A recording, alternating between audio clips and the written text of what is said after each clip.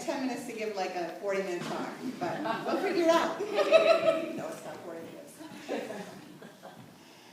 Welcome back, BJ, right? I bet you the other speakers were on time. Were they? Did you get out at 11 o'clock on the dot? No. All right. No. Well, you know, Unity's just getting, the services are getting longer and longer. So if you have to leave at 11, I won't take it personally. But for those of you who might not know, we started a 7-week summer series entitled My Thoughts Create My Reality, based on Pam Grout's book, E Squared, in July and August, with the full intent that we would wrap this up in 7 weeks, which of course I was unable to do. And so I went on 2 weeks vacation, and I said when I get back, we'll finish the series. So I'm back, and we're going to finish the series. We, up to this point, had covered 7 of the 9 do-it-yourself energy experiments.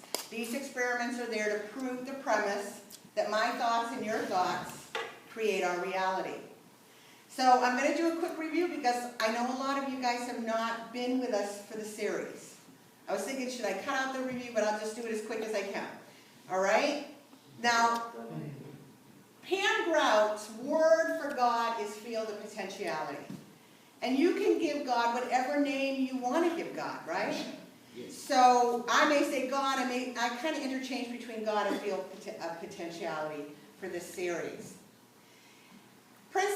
Experiment number 1 had to do with the dude abides principle. And this principle was to prove the existence of God. Pretty cool, huh? We had a lot of fun with that one. I want to tell you that all the principles are related to one of the 5 core beliefs of unity.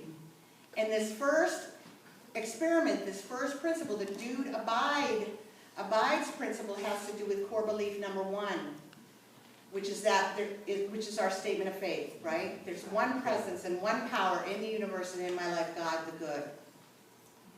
So we did that. Then we went into the second principle, which was the Jetta Volkswagen principle. And that had to do with the fact that our beliefs, our expectations impact that field of potentiality, impact God as far as what we draw into our life. We had a lot of fun with the yellow butterflies and the purple feathers and the green cars. I think I saw 88 green cars in one day when I started to look for them. Get it? And then that had to do with the core belief number 3, which is about universal law, the law of mind action, thoughts and feelings held in mind produced after their kind. Then we went into experiment number 3, the Albert Einstein principle, which has to do with core belief number 2 in unity, which is that we are all divine, made in the image and likeness of God, because this principle was about proving that you and I consist of energy. We're more than this flesh and blood, yes? Right. And we made energy wands, remember? Yeah. Out of McDonald's straws and wire hangers. We went around and showed how we could make those wires just by our thoughts move in certain directions. It was a lot of fun. 4th experiment was the abracadabra experiment, which is whatever I focus on with intensity, with intense concentration, it's going to expand in my life and in my universe. Remember that? Mm-hmm. Again, going back to core belief number 3, three. Thoughts held in mind produced after their kind, that universal law. And then we dived into principle number 5. How am I doing? Dear Abby principle, which had to do with really proving that where does guidance, our true guidance, lie? It lies within us. It's not about going to the advice columnist and saying, what should I do, dear Abby? Our source of guidance isn't outside of ourselves, it's within ourselves. And what core belief does that have to do with? In unity, it's core belief number 4, that we have direct access to God through affirmative prayer and through meditation. Remember? It's all coming back to you now? And then I loved, right? Experiment number 6, the superhero experiment. Our superheroes are back there. Nina and Lisa came that day dressed as superheroes. I was so impressed with that. And we all had to get our little egg cartons and our green beans and plant them in the soil. And that was so cool. Because what we were proving was that our thoughts and consciousness impact physical matter, folks. That's core belief number 5. Walking the talk. Living the practical application of all these truth principles that we talk about every week, in and out, right? And didn't we see, and for those of you who didn't do the experiment, we planted these beans, and then we were supposed to send our thoughts towards the beans on the left side of the egg carton and ask them to grow more quickly than the right. And the results were amazing. You don't believe? Go on our Facebook group. You can go to our website, www.uccm.org, and on that is a click button right to our Facebook group, and you can see all the pictures, all the testimonies. You'll see the left side are shooting up. I mean, Arlene's pictures were out of this world. And it worked for me too. When I came in and gave my lab report that week, I was kind of frustrated. It wasn't happening. But then after I talked to you all about it, I went home, and I think it was the next morning, the left were up like this and the right were here. So you guys, I truly believe this, helped that to happen. Get it? So then, we finally made it to the 7th principle before I had the nerve to go on vacation, right? So we got to the 7th principle, which was the Jenny Craig principle, which has to do with that your thoughts and your consciousness is the scaffolding for your physical body. It's the foundation of our physical bodies. And what we were supposed to be doing, now we had 3 weeks to do this. The experiment was actually 72 hours. What it wanted you to do was to no more, this is Pam Grout, no more smack about your body. No more negative talk, no more negative thoughts about your body. Actually, she said, try not to be negative about anything, right, for 72 hours. And then she said, also send loving thoughts to your food. Loving thoughts of joy, loving thoughts of peace, and bless your food. And she said, weigh yourself at the beginning of the experiment, and weigh yourself at the end, and don't try to diet, don't change the way you eat, and see what happens. So we all on board? Yes. Whew, there's the review. So I always give my lab report first, and then we go around and get some lab reports from people in the congregation. I had the best intention, right? 2 weeks ago, anybody who was here, who was at the last service on this, I said, I'm going to, we got 3 weeks. And I went home saying, well, 3 weeks. Of course, it's just like my New Year's resolutions. What do you think happened? I kept putting it off, putting it off, putting it off. I get to this week, putting it off, and then 72 hours ago, what do you think happened? I gotta do it. So I finally started. This is a hard one for me because I have body issues. I mean, anybody who's overweight and obese, we can't really hide in the closet that we have issues. So, some other things can be hidden. So I had challenges with the part that challenged me the most was setting no smack about the body. Because for years you hated your body and you have issues. I just constantly, for 72 hours, I had to keep changing my thoughts about my body, my physical body. It was a lot easier. The part about loving and blessing my food was a lot of fun. And it really, really made a difference. I couldn't believe it. I weighed myself at the beginning, and then I got on the scale today, and my mouth dropped open. Because I didn't change the way I ate. And it was 4.5 pounds in 72 hours. So, it's definitely worth. This is a diet I might keep. Because all I did was bless the food and love the food. You look fantastic. You can tell, right, Gordon? I wish I had done it for 3 weeks, but I didn't. So I've started, and it's fun. And I'm on my way to what she says. If you remember from the chapter, Pam Grout said that her family always blessed their food, and no one in their family has a weight problem. So it's interesting. It's worth taking a chance at, right? For those of you who've been on diets like me. So, do we have any other lab reports? If Michael can help me with this. We've got the mic on. Who else has done experiment number 7?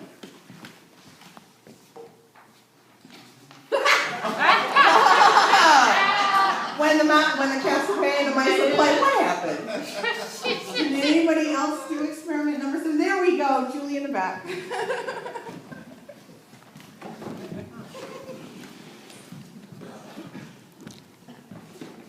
Hi, everybody. I did do this, and I started it 3 weeks ago. And the first 72 hours that I did it, I dropped 5.8 pounds. Wow. And then I slacked off. What did you slack off? Loving the food or loving your body? A little bit of both, Okay. to be honest, a little bit of both. And I gained a couple pounds. So I went, I gotta go back. Let's start this over again. So I did start it over again in earnest, and in the last 2 weeks, I've done it, and I've lost 6 pounds in total. Wow. So, that's it. So I guess you can't stop, is my point. So, once you start, you can't stop. You can't stop. And loving our food. Yeah. So it worked. All right. Excellent. Anybody else? We are having trouble with this. This is For a those of you who are challenge. here for the first time, we have to stop the testimonies because there's so many of them. Well, it's okay because I know you guys just want to get out of here, right? No, you know what it is? Is you were gone for 2 weeks. Is that gone for 2 weeks? Just remind us. I didn't send any emails and no Facebook reminders and Twitter reminders.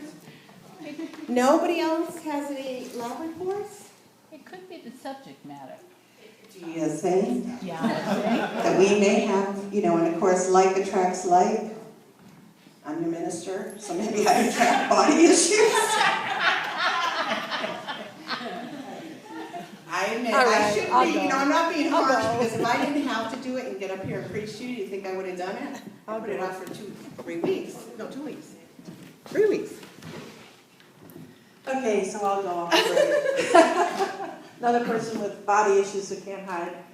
I did it, and I did it for 72 hours the first time, and I lost a half a pound. Okay. But what I learned was really, really good, because I'm the same way as Reverend BJ, that having to think positively all the time about myself. My issues are a little different. I don't hate my body, but I need to have a lot of protection around me from the rest of the world. So that really came up like it's coming up right now, and that's fine. So I just breathe right through it. I did it for another 72 hours, and that time I lost 2.4 pounds. Wow. So that was really good. Yeah. But of course, that was really scary too, because I really had to work hard every day at blessing the food and dealing with whether or not I felt safe every day. So then I did another 72 hours, and that time I stayed the same. And so then after that I said, okay, that's enough for now. But I really do think I'm going to try to do it, and maybe in even smaller periods of 72 hours. Yes. Like, I think the thing is, it's not like even whether or not you lose the weight, it's like what you learn out Right. of it. It has, yeah, And where you can go with that. Can you do it for me? You know. Yeah. I don't think it actually has really anything to do with losing weight. No. Because we talked about that. We also have some people in this congregation that definitely don't need to lose weight. And it's about really being vital and having vigor and all the stuff I was talking about in the meditation. Because one of the things I noticed that I didn't report, that in these last 3 days, I've had more energy, less joint pain. I can, walk all around and it doesn't hurt. And people know me. I don't. I am vitally alive. I feel great. So I'm feeling different in different ways. Yeah. And that's part of it too. Kath?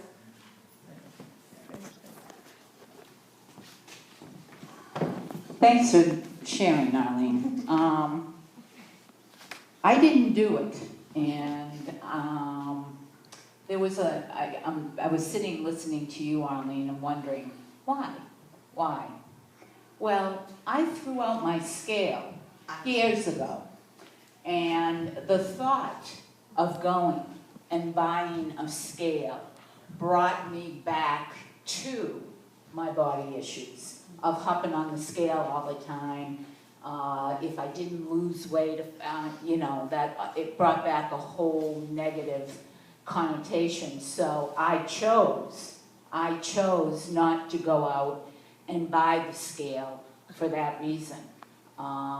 There was fear there, because it has been at least 10 years since I've had a scale in the house. And so I just got in touch with why the resistance, and that's what the resistance was. But I'm willing to try if I don't have to buy a scale. You don't. I was thinking, you can do this experiment without weighing yourself at the beginning and weighing at the end. Scale, but I'm willing to What is this about? This is about no more smack about your body. Right. That's all she's asking. Yeah. And then sending loving thoughts of peace and joy into your food and blessing it. That I can do. That's what we're trying to do, right? And that will make an impact on the scaffolding and foundation of your physical body. That's right. That is the temple of the living God, you. That's right. And so if we can get that, oh, what am I doing? This goes to Michael. Is there anybody else? Oh, Me. God, Me. they're coming. And me. And you too, Stacy Yep. and Alfredo, okay. So I left here and hit a drive-through because I felt like I had permission to eat. 2 weeks ago. Yes, you do. I'm usually pretty careful about what I eat. I've had a lifelong struggle with food. I've been 80 pounds heavier than I am now, and I really struggled my whole life with my body image. And so I gained about 3 pounds in 4 days, and realized I was not doing this in the right spirit. Right, and I was really working on the blessing of the food, and I'm like, yeah, you're awesome. So I was not coming from the right place, and part of that is because I've denied myself food in the past. Yeah. So there's a lot to dig up. But last Sunday I went shopping. This is related, and I thought, I'm in a little bit of a bigger body than I want to be in, but I've been wearing really kind of dumpy clothes. So I spent way too much money. No, I didn't. It was perfect. Yeah. I'm spongy. I spent some money, and it was great. And I bought some nice outfits. And on Monday, I followed a food plan that I'm very familiar with, and since Monday, I've been doing the practices. So I have been controlling food. But I've been really sending love to my body and sending love to the food. And I stepped on the scale this morning. So 6 days, I'm just under 8 pounds down. Yeah. So, and I've done this cancer journey. I've never had that success. I know this is working for that. Terrific. And Alfredo. So after Alfredo, we'll move on to that. Okay, this for me was fun. Well, as most things are for me. But anyhow, we have been doing this for forever. I mean, for years, that we have been blessing our food.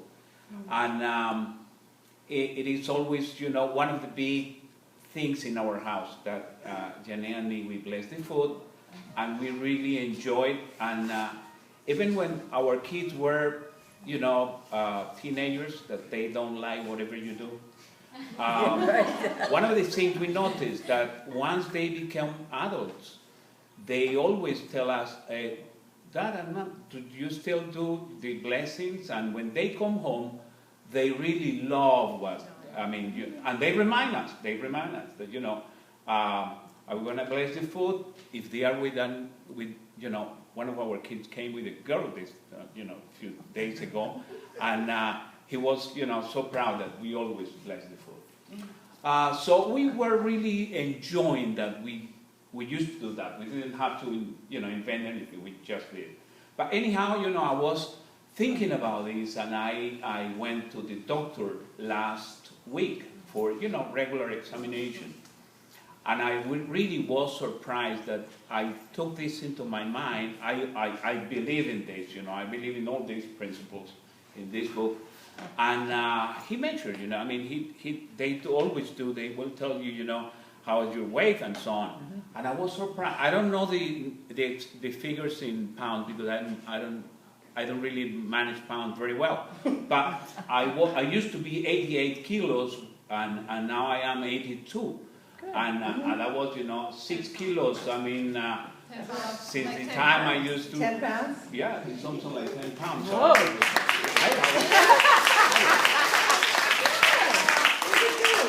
Okay, please don't ever lose your Buddha belly, though.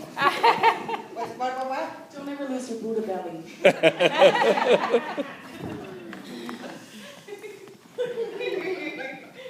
So experiment number, oops, it's not gonna make it, okay. Experiment number 7 is, I don't know if I said this or not, is also based on core belief number 5. It's walking the talk, it's practical application. It's a lot of times where 2 students come up short. We learn the principles, we know them, we can say them, but do we live them? Do we bring them into our lives and start to experience them? So that's just something to, and like I said, I am just as much a procrastinator sometimes on actually walking the talk as anybody else. But we got to move on to experiment. Oh no! Well, if you have to leave, you have to leave. Bless you, I love you. We're going to keep going. Experiment number 8, I'll try to make it as brief as possible. It's the principle is called the 101 Dalmatians principle. And this has to do with proving that you and I are connected to everything and everyone else in the universe. So this is not a big stretch for us. It's related to both core belief number 1, that there's only one presence and one power, God, that we're all part of that, and also core belief number 2, that we are divine beings. We are one in that spirit. And I love, love, love, love, love this chapter. I hope you all will read it. It is so profound. So it says we're all connected through an invisible field of intelligence or in energy, or as they like to say in quantum physics, non-locality. Non-locality. Or what the scientists call entanglement. There's a great quote in this chapter by Stephen Hawking that says, "What now appears as paradoxes of quantum theory will seem just as common sense to our children's children." Did you hear that? Yes. So what appears as paradoxes to us, we're totally confused. We can't make sense of it in this quantum physics. This quantum theory will be common sense to the children of our children. Think about our grandparents, especially if you're older. How would they navigate the world today? Wouldn't it be kind of rough? Yeah. Think about Graham and Grandma. I think about my parents who, my mother's 88, her parents. How would they deal with our current day right now? And it's the same way that our children's children look at us. And all this stuff that's so confusing, so mind-boggling to us now, will make absolute sense to them.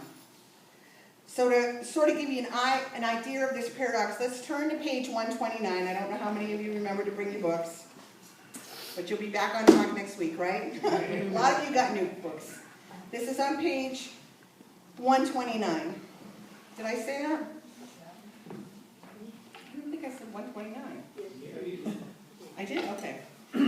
So it says here, non-locality, along with its cousin entanglement, has incited much head-scratching over the last 300 years, starting with Sir Isaac Newton, who considered what he called action at a distance ludicrous, despite the fact that his own theory of gravity had proposed just such a phenomenon. I can't say this next line, so just read it. There's too many words I can't pronounce. Anybody got the book who can say it? To be brief, non-locality is when 2 particles behave synchronously, it says? Thank you. Synchronously with no...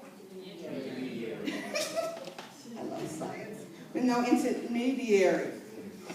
Okay, here, we keep going. But it doesn't make logical sense, right? In other words, like, what it's saying is, Two particles are going to act the same way, even though there's nothing between them. All right? But it doesn't make logical sense, right? If you want to move, say, an abandoned shoe in the middle of the room, you have to touch the shoe.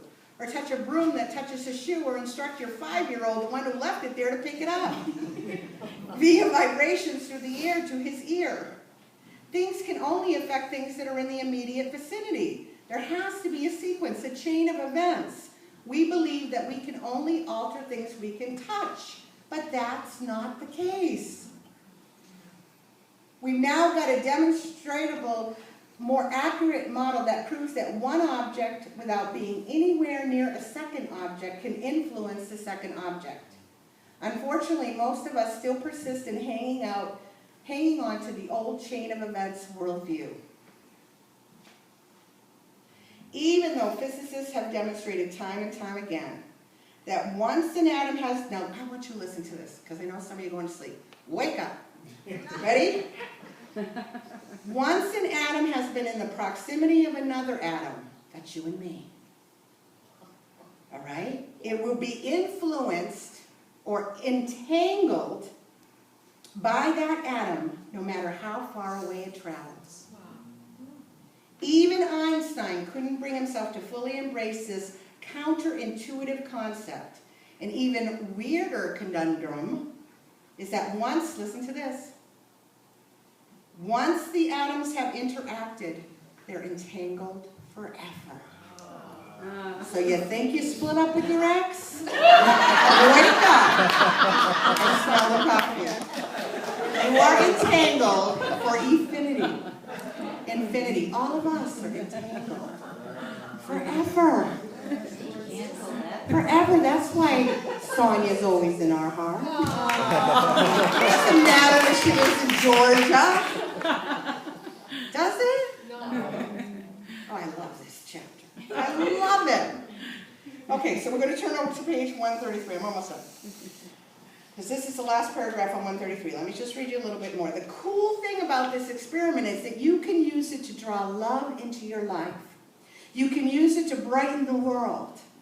When you generate uplifting thoughts about someone, it contributes favorably to his or her energy. Do you know the power you have? You think uplifting, loving thoughts about another person, it improves their energy. And conversely, when you judge others, even if you keep it to yourself, you affect their energy. So stop thinking bad about me. You affect their energy and weigh down the quality of your interactions. You can literally uplift your world by lasering love, blessings, peace, and other high-frequency emotions to the people in your life. Your thoughts about other people change you. It is really possible in this us versus them world. Is it really possible in this us versus them world that we, as this energy principle states, are really one? Well, what do we believe in unity? Absolutely. Well, to be blunt, she says, yeah, we're all in this together. And every time we judge or think anything less than charitable about anyone, we crucify ourselves. We inflict self-pain. You know, when you really start to get this, it's going to take on a whole new meaning. Do unto others as you would have them do unto yourself. Because as you do unto them, you're doing unto yourself. Yeah. You get it? Love your neighbor as yourself because they are yourself. Your atoms are entangled for forever.